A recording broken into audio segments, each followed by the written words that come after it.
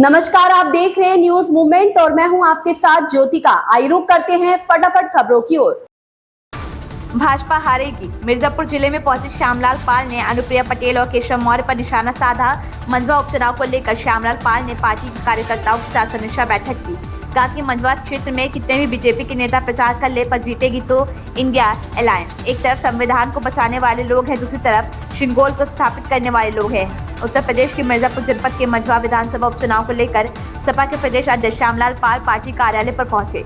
मंझवा उपचुनाव को लेकर श्यामलाल पाल ने पार्टी के कार्यकर्ताओं के साथ समीक्षा बैठक की। उन्होंने कहा कि बीजेपी के नेता चाहे जितना प्रचार कर ले, पर जीतेगी इंडिया अलायंस। कहा कि बीजेपी मिल्कीपुर से भाग गई, अब 9 की सीट पर सपा जीत रही है। प्रदेश अध्यक्ष ने प्रेस वार्ता में कहा कि भारत के संविधान को बचाने के लिए और लोकतंत्र के हिसाब से यह देश चले, उस पर बात को जनता के बीच में ले जाने के लिए हमारी कार्य योजना बनी हुई है। मिर्जापुर से संतोष गुप्ता की रिपोर्ट।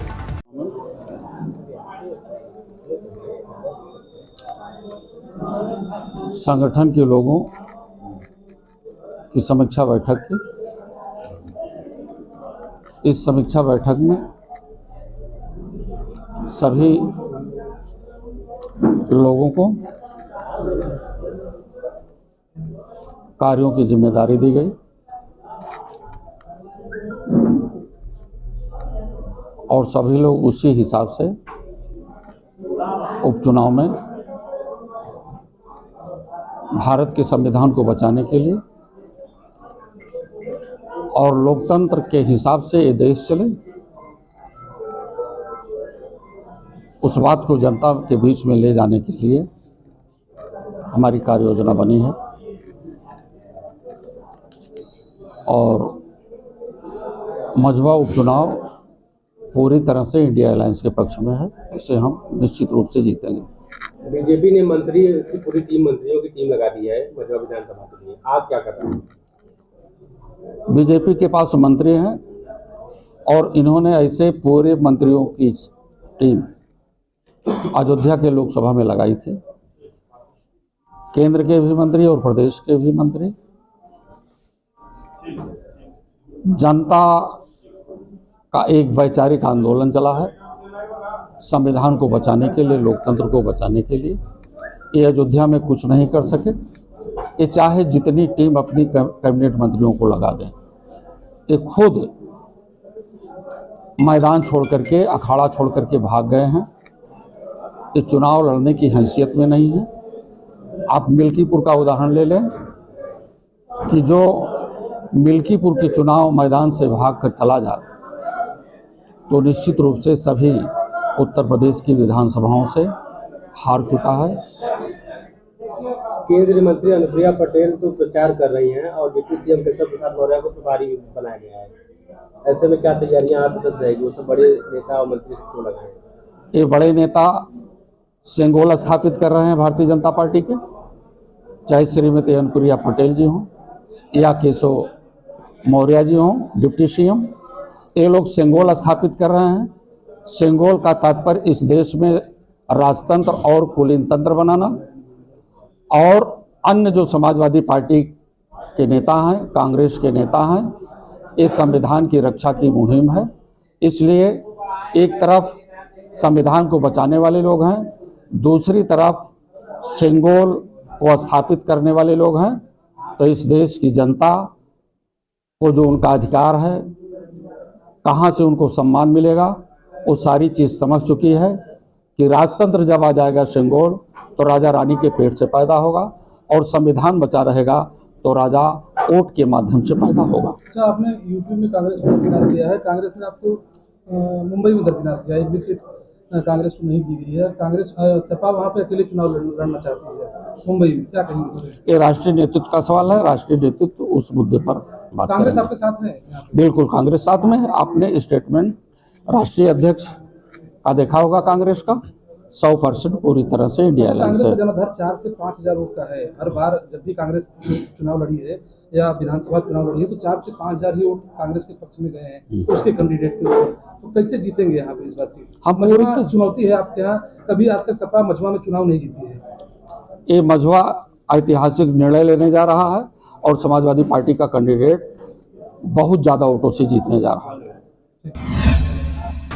अपर जिलाधिकारी ने धान की क्रॉप कटिंग का ग्राम भीलमपुर और शिवरा में किया शुभारंभ। प्रतापगढ़ अपर जिलाधिकारी त्रिभुवन विश्वकर्मा ने खरीफ 2024 मौसम की मुख्य फसल धान की क्रॉप कटिंग का शुभारंभ ग्राम भीलमपुर और शिवरा में किया। ग्राम सभा में किसान के खेत में 10 मीटर के समबाहु त्रिभुज में क्रॉप कटिंग कराई गई, जिसमें भीलमपुर के कृषक पारसनाथ की क्रॉप कटिंग में 25.510 किलोग्राम व शिवरा के कृषक राम नरेश की क्रॉप कटिंग में 19.200 किलोग्राम वजन प्राप्त हुआ। इस अवसर पर अपर जिलाधिकारी ने कहा कि क्रॉप कटिंग के प्रयोग से उसके आधार पर ही जिले में फसलों के औसत उपज और उत्पादन के आंकड़े तैयार किए जाते हैं, जिससे जिले में हो रहे उत्पादन की सटीक जानकारी हासिल की जाती है।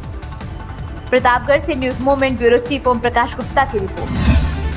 डीएम और एसपी ने थाना समाधान दिवस पर कोतवाली नगर में सुनी फरियादियों की शिकायतें। डीएम ने कहा शिकायतकर्ताओं की शिकायत को समयबद्ध एवं पारदर्शी तरीके से समाधान किया जाए।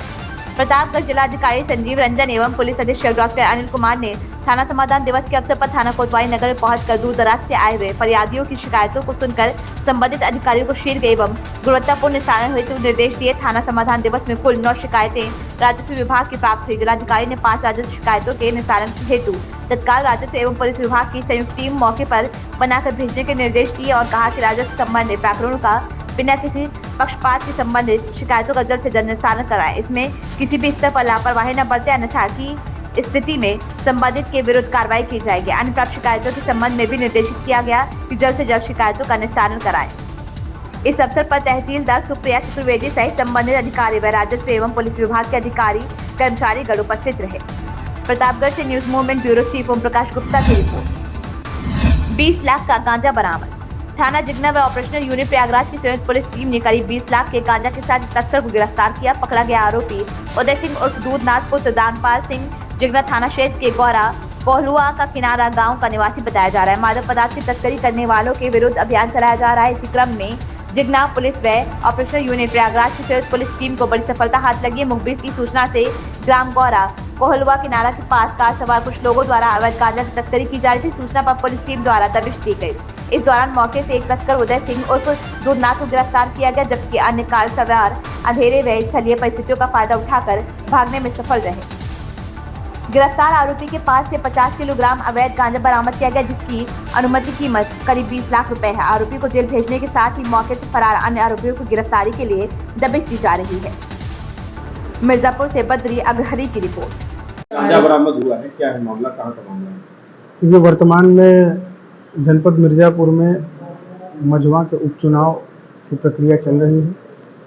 उसको लेके पुलिस लगातार सक्रिय है और ऐसे व्यक्ति जो कि मादक पदार्थों में डील करते हैं उन पर हम लोग की टीमें लगातार काम कर रही हैं।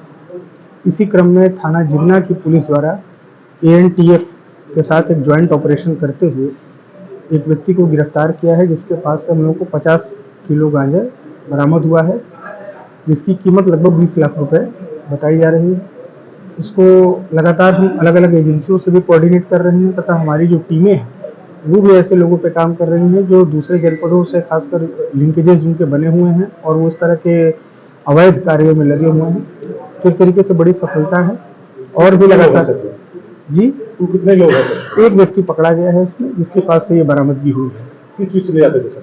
ये अपना अलग अलग वाहनों का इस्तेमाल करते थे, बाइक का भी इस्तेमाल करते थे और इस तरीके से ये छुपा के करते थे कि अगर आप उसको चेकिंग वगैरह करेंगे तो आपको सामान्य तौर पर नहीं पता रहेगा, परंतु हमारे जो ह्यूमन इंटेलिजेंस है मुखबिरों के माध्यम से भी हम लोगों ने इस पर काम किया और आगे टेक्निकल सर्विलांस के तहत भी काम इस पर चल रहा है। योगी ने कहा संस्कृत भाषा भारतीय संस्कृति और उसकी आत्मा की दृष्टि से अत्यंत महत्वपूर्ण है। उत्तर प्रदेश के मुख्यमंत्री योगी आदित्यनाथ संस्कृत छात्रवृत्ति योजना के शुभारंभ एवं 59,195 विद्यार्थियों को 586 लाख की छात्रवृत्ति के संवर्धन हेतु संपूर्णानंद संस्कृत विश्वविद्यालय वाराणसी में आयोजित कार्यक्रम में सम्मिलित हुए और उन्होंने कहा कि यह समारोह संस्कृत भाषा भारतीय संस्कृति और उसकी आत्मा की दृष्टि से अत्यंत महत्वपूर्ण है। बाबा विश्वनाथ जी, मां अन्नपूर्णा और गंगा मैया से प्रार्थना है कि संस्कृत और संस्कृति के प्रति आप सभी का जो भाव है वो और मजबूती के साथ आगे बढ़े। मुख्यमंत्री ने छात्रवृत्ति प्राप्त करने वाले सभी विद्यार्थियों को हार्दिक बधाई दी। महेश साहू की रिपोर्ट। इन खबरों में बस इतना ही। बने रहिए न्यूज मूवमेंट के साथ।